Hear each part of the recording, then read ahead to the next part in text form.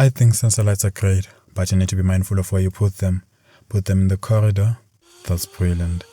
You're walking in the corridor, 12 o'clock at night, and a path lights up before you.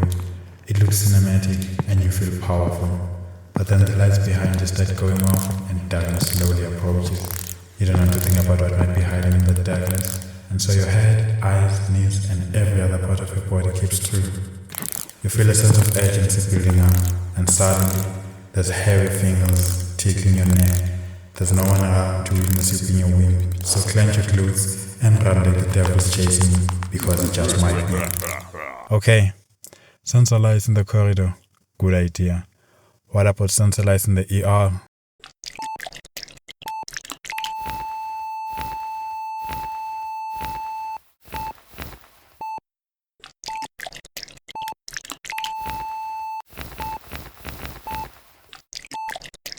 You know what the dumbest idea is?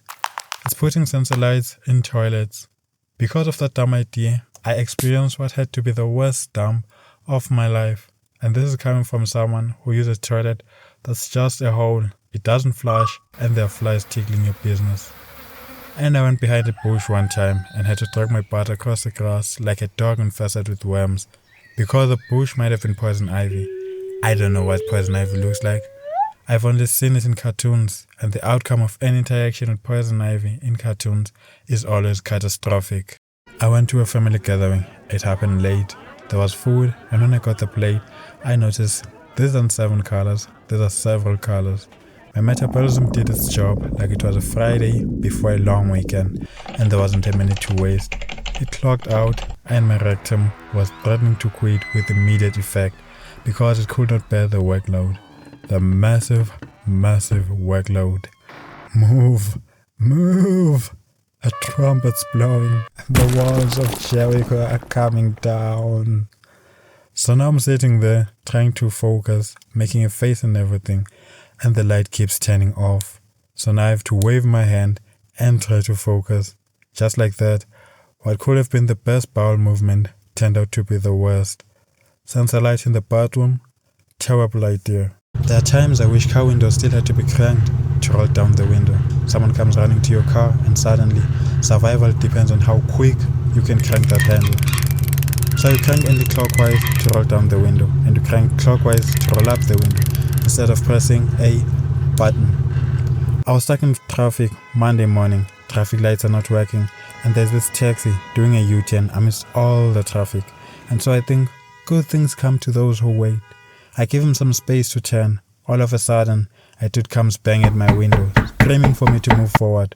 I had to hold my anger for like 5 seconds while I pressed that button. Stuck my head at the window and shouted at the top of my voice, louder than I've ever been in my entire life. I lost a screaming match when my voice cracked, and I was emasculated immediately. And so, I bowed out. Aerosol fresheners are such a useless invention. Someone takes a stinky poo, sprays the stuff, goes out, and then you go in. Hopefully that's the scenario for everybody. Hopefully. Anyway, goes out, you go in. Smells like cherry flavored poo. The sonogram. Not because it in itself is a bad invention, but because it cannot or should not be developed any further. Do people actually want to see any advances in sonograms? I mean, do people actually want to see some goo developed in HD, or is it just adorable as an abstract image where you mistake the child's food as a massive blessing from God? Durex Invisible. I haven't seen the ads for a while now, but when it first came out, I was like, ha ha! Durex Invisible. People are so going to get pregnant. It's there. I promise you it's there. The ad said you won't even notice it's there. But I'm telling you, it's there. Place your finger on Bible version 2.0. Do you swear to tell the truth, the whole truth, and nothing but the truth? So help you God. Yeah, I totally swear to tell the truth, the whole truth, and nothing but the truth. So help me, Daddy. I don't think it carries the same weight as the actual book, which you can use to beat the ever-loving bejesus out of someone, or make a hole and hide your cash, stash, or pack. Here's another terrible invention. Bug spray. It does nothing. I sprayed a cockroach with a bug spray. It told me to ask my dealer for a refund, and then it asked me for another hit. The audacity. Here's a fun fact for you. Did you know that when a rat is nibbling on your fingers, you won't feel a thing? It is said that the rat nibbles and blows so you don't feel an ouchie. Isn't that adorable? Not really, because it hurts for like a week after that, and they went so adorable when they chewed through both of my PS2 controllers. This means war. I wanted vengeance. We had an agreement. You don't mess with my stuff, and I won't mess with you. Chewing the skin off my fingertips, that I can forgive, but messing with my plans to run over streetwalkers for the day, that I cannot forgive. I went to the street vendor, bought a mouse trap. It looked mean. It had teeth, was made of metal, and I had no trouble resisting the urge to test it on me. It's time to meet your maker. I set it up in the afternoon, garnished it with corn. This will be your last meal. Esophagus with a side of tongue. Enjoy. Later at night, I had a snap.